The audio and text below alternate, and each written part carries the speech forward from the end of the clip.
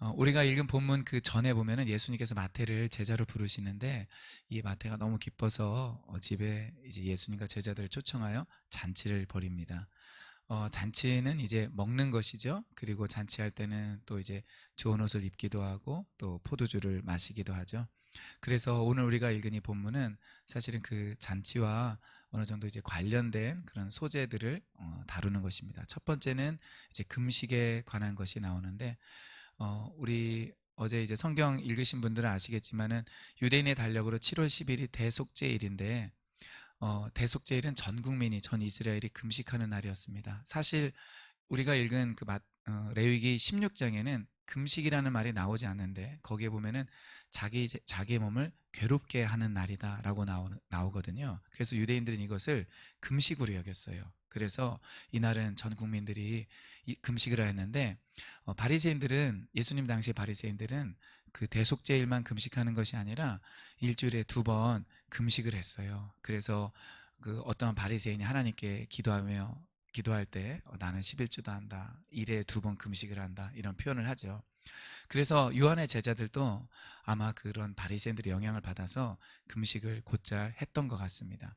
그래서 많이 먹고 흥겨운 그 잔치자리에서 14절에 보니까 다른 제자들이 아니라 바로 요한의 제자들이 이 금식에 관해서 예수님께 물어보는 거죠. 우리와 바리새인들은 금식하는데 왜 당신의 제자들은 금식하지 않습니까? 그때 예수님께서 이 혼인잔치의 비유를 하면서 신랑이 있는 동안에 어떻게 금식을 하느냐, 그러나 신랑이 빼앗길 날이 오는데 그때 금식하겠다라고 이야기를 하면서 예수님의 신변에 어떤 변화가 있을 것을 예고하십니다. 그러면서 이 신랑이 빼앗기는 것이 금식을 하고 안 하고의 기준이 된다라는 의미를 우리가 받아들일 수 있죠. 그러면서 예수님께서 안 믿는 사람들도 사실 잘 알고 있는 새 포도주는 새 부대, 바로 그 부분에 대해서 이야기를 하고 계십니다.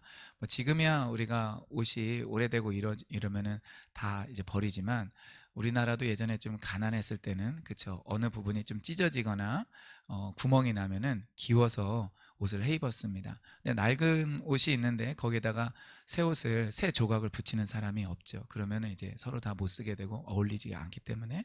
그리고 이제 포도주를 담는 그 부대를 이야기를 합니다.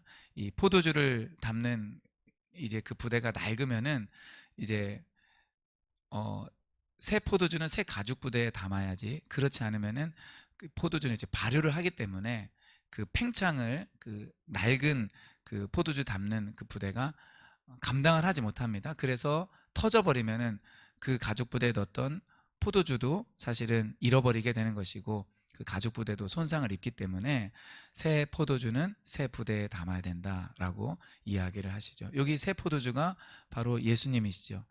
그리고 새 부대는 뭘까요? 새 부대, 우리 찬송가 복음성가에도 나오죠. 새 부대가 되게 하여 주사. 바로 새 부대는 새 포도주이신 예수님을 담을 수 있는 그 어떤 뭐 체제라고 볼 수도 있고, 어떤 시스템이라고 볼 수도 있고, 마음이라고 볼 수도 있습니다. 개인적으로 이것을 볼 때 우리의 그 마음이, 또 우리가 하나님을 섬기는 방식이 예수님이라는 가장 중요한 새 포도주를 담을 수 있는 새 부대가 되어야 됩니다.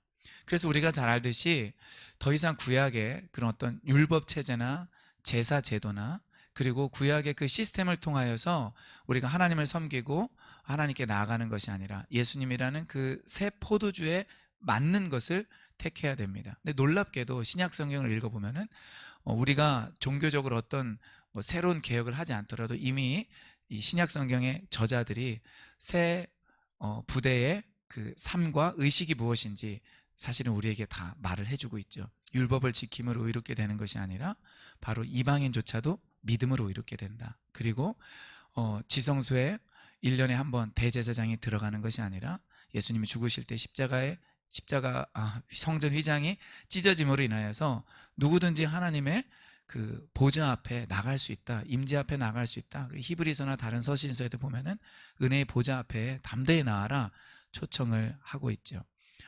그리고 아브라함의 후손 할례를 받은 사람이 이스라엘 백성이 아니라 하나님의 백성이 아니라 바로 의롭게 된 자가 하나님의 백성이 되고, 또 구약 시대 때는 성령이 몇몇 기름 부음 받은 자들, 특수한 임무를 받은 자들에게만 임하였지만, 신약 시대 때는 의롭게 된 하나님의 백성이 된, 그래서 하나님의 자녀가 된 그 모든 사람들에게 성령이 임한다, 이렇게 이야기를 하고 있죠. 또 히브리서를 읽어보면은 더 이상 구약에 제사장이 필요하지 않고 제사 제도가 필요하지 않다, 예수 그리스도께서 십자가에서 단 한 번에 영원한 효력을 가지고 있는 그 제사를 드렸다라고 이야기를 하고 있습니다. 이 모든 것들이 사실은 새 부대입니다. 그런데 우리에게 진짜 새 부대가 되어서 예수님을 맞아들이기 위해서는 새 부대에 필요한 믿음이 있어요. 이것이 굉장히 중요합니다. 그것을 보여주는 것이 바로 오늘 우리가 읽은 이 본문에 나온 이 두 번째 사건입니다. 18절부터 보면은 한 관리가 와서 절을 합니다. 방금 내 딸이 죽었습니다. 오셔서 뭐 해달라는 거죠? 손을 얹어주소서. 그러면 살아나겠나이다. 마가복음에 보면은 죽었다라고 나오지 않고 어떻게 나오죠? 죽어가고 있다라고 나옵니다. 그러니까 살려달라고 이야기를 하고 있는 거죠.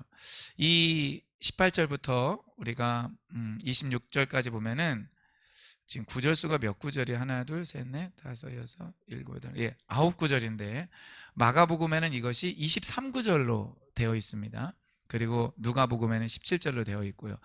물론 원래 이제 원본에는 이제 절 구절이 없지만 그만큼 마가복음이 훨씬 길고 마태복음이 확실히 짧습니다. 굉장히 빨리빨리 이제 이 이야기가 진행이 되고 있다라는 거예요. 그런데 이때 우리가 잘 알고 있는 혈루증 앓는 여인이 예수님을 만집니다. 우리 이 본문도 읽었죠, 그렇죠? 유출병을 가지고 있는 여인이 그 당시에 어떻게 취급을 받았는지, 또 하나님께서 그러한 사람을 어떻게 해서 정하다 부정하다 이렇게 관리를 하셨는지, 공동체를 보호하셨는지 알고 있는데, 유출병을 가지고 있는 여인이 앉았던 자리에 누가 가서 사실은 닿기만 해도 그 사람은 옷을 빨아야 되고 그날 저녁까지 부정하게 되었습니다. 그러니까 그 당시에 이제 부정한 사람에게 누군가가 접촉을 하게 되면 그 사람이 부정을 입어요. 근데 이 여인이 예수님의 옷자락을 만졌을 때 보통의 상식이라면은 내가 저 사람의 옷자락을 만지면 저 사람은 부정해지는 거예요. 그래서 저 사람은 어떻게 보면은 하나님 앞에 격리되어야 되는 거예요. 그냥 하루 정도는 격리되어야 되고, 그리고 능력을 가지고 있는 사람이라면은 능력을 아마 잃어버리겠다, 보통 이런 상식이 있을 것입니다. 그런데 이 여인은 세부대의 마음이에요. 세부대의 믿음이에요. 그래서 내가 저 사람을 만지면, 예수를 만지면, 그 옷가라도 만지면, 그 옷술이라도 만지면 내가 치유되겠다, 이 믿음이 있는 거예요. 그러니까 그 예수 그리스도에 대한 엄청난 믿음, 그 당시에 율법 체제가 아니라 새 부대의 믿음을 이 여인이 가지고 있었어요. 그래서 이 여인이 예수님의 옷술을 만졌을 때, 옷자락을 만졌을 때 결과는 뭡니까? 즉시로 그 여인의 그 유출병이 낫게 되었다라는 것입니다. 그래서 예수님께서는 뭐라고 말씀하시냐면, 딸아 안심하라, 내 믿음이 너를 구원하였다 하시니 여자가 그 즉시 구원을 받으니라, 치유를 받으니라. 예수님의, 사실은 이 마가복음을 읽어보면은 예수님이 이 말씀이 있기 전에 사실은 예수님에게서 능력이 나간 것을 아셨죠. 그래서 이 여인은 그때 치유를 받았습니다. 근데 마태복음은 예수님께서 이 여인에게 말씀을 하시고 난 다음에 치유를 입었다고 이야기를 하고 있죠. 아무튼 분명한 것은 예수님에 대한 새로운 믿음이 이 여인을 낫게 했다라는 것입니다. 마태복음 읽어보면은 무엇이 사람의 치유를 가져오는 것을 보여주죠? 믿음입니다. 마태복음 9장 2절에 보면, 여러분들도 보시면, 침상에 누운 중풍병자를 사람들이 데리고 오거늘 예수께서 그들의 믿음을 보시고 중풍병자에게 이르시되 작은 자의 안심하라, 내 죄 사함을 받았느니라. 그리고 이제 치유하시죠. 그리고 29절에 보면은, 마태복음 9장 29절, 이 예수께서 그들의 눈을 만지시며 이르시되 너희 믿음대로 되라. 15장 28절에도 이 예수께서 대답하여 이르시되 여자여 내 믿음이 크도다, 내 소원대로 되리라 하시니 그때로부터 그의 딸이 나으니라. 즉 믿음이, 세부대의 믿음이 놀라운 그 치유의 역사, 생명의 역사, 구원의 역사를 가져온다라는 것입니다. 우리 한번 따라해 보시죠. 세부대의 믿음. 그래서 우리가 세부대의 믿음을 가져야 돼요. 우리가 그동안 익숙하게 들었던 것, 알고 있는 것들이 있잖아요.